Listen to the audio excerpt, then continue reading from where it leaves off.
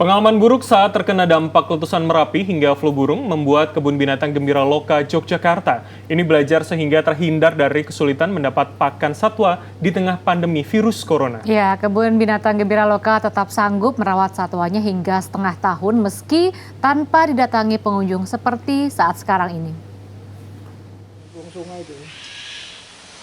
Di saat banyak kebun binatang lain di Indonesia kesulitan akibat pandemi COVID-19, Kebun Binatang Gembira Loka justru bertahan dengan beragam inovasi dan strategi. Salah satunya dengan mengalokasikan cadangan pakan satwa yang cukup lama, yakni 6 bulan.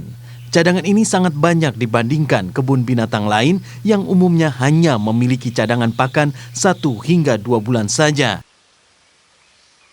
Dengan cadangan pakan sepanjang ini, Kebun Binatang Gembira Loka menjadi salah satu kebun binatang yang saat ini bisa bertahan di masa pandemi COVID-19 dibanding beberapa kebun binatang lain yang mulai kesulitan untuk mempertahankan kehidupan satwa.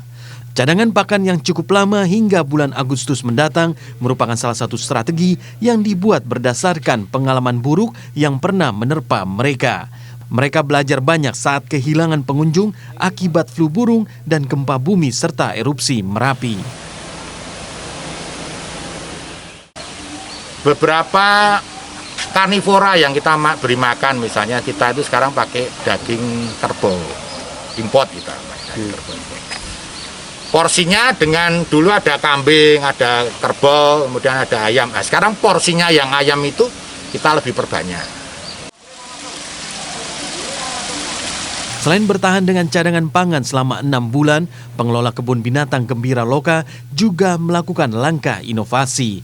Mereka memodifikasi porsi campuran pakan tanpa mengurangi porsi kebutuhan dan kandungan gizi yang bisa berpengaruh kepada kesehatan satwa.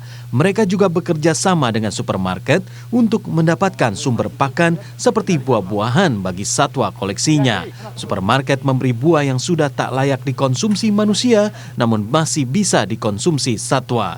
Inovasi dan strategi ini membuat kondisi satwa tetap normal.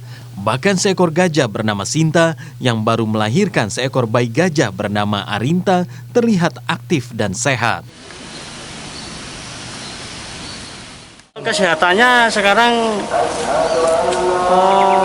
aktif juga, terus nggak ada masalah dan normal begitu.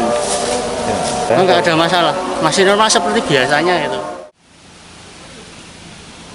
Namun di saat pakan untuk satwa masih normal, mereka melakukan efisiensi bagi karyawan termasuk memotong gaji pegawai hingga 50%. Mereka juga mencicil THR sebanyak 4 kali dan merumahkan pegawai outsourcing. Wahyu Juniadi, Daerah Istimewa Yogyakarta.